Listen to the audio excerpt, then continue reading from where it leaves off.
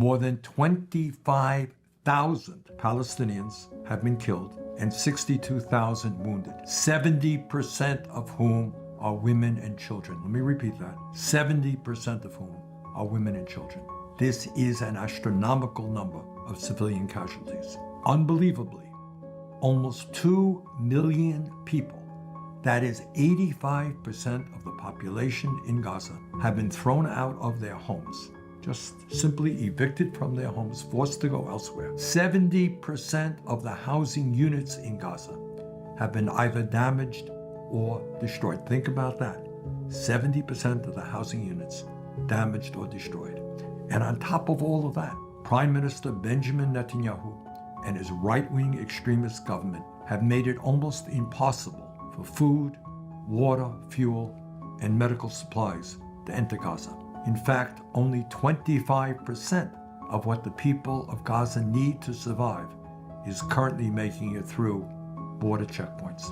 Water is scarce, and what little water is available is often contaminated. Desperately needed medical aid is being held back at the border, while many hospitals and medical facilities are now unable, because of bombing, to provide the medical services people need. And here is something else that I hope no one will ignore, and that is that the United Nations reports that more than 90% of the population in Gaza faces, quote, acute food insecurity, end quote. And 570,000 people in Gaza are currently facing, quote, catastrophic hunger, end quote. Virtually every household in Gaza today is skipping meals, and parents are going without food so that they can put pieces of bread on their children's plates. In other words, Gaza is starving. Hundreds of thousands of children go to sleep hungry every night, and desperate Palestinians are mobbing the few UN relief trucks that can reach beyond the border crossing. This is an unprecedented humanitarian crisis.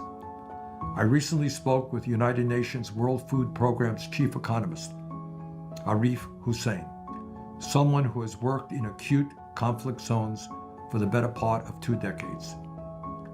And what he has told me and made public is that he has never in his career seen starvation at this level.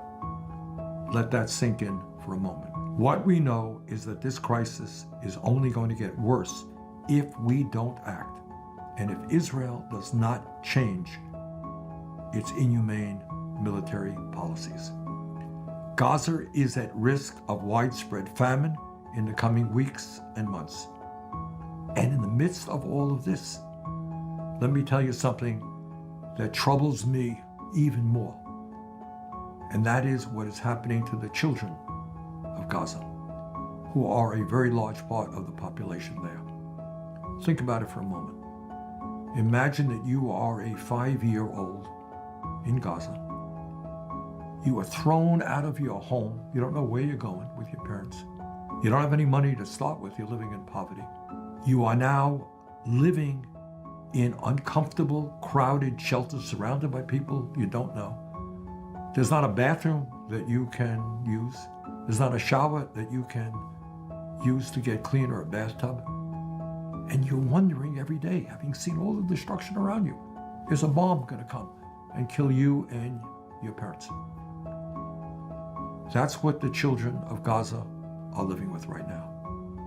And on top of all of that, what UNICEF projects is that in the next few weeks, child wasting, and I got to tell you, this is a term I hate and I hesitate to even use, child wasting, the most life-threatening form of malnutrition in children, could affect up to 10,000 kids in Gaza.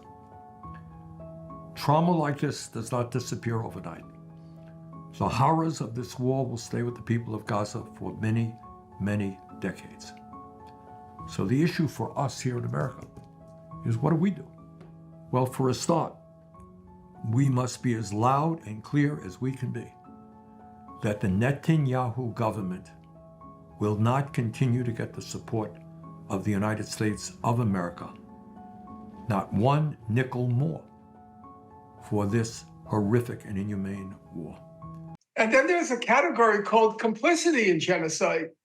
So this is not just a case of the United States being bound to implement the Genocide Convention. If Israel's committing genocide, then the U.S. is guilty by virtue of the Genocide Convention of being complicitous in genocide. So the United States is directly being implicated if it's the case, and now a plausible case has been made, that Israel is committing genocide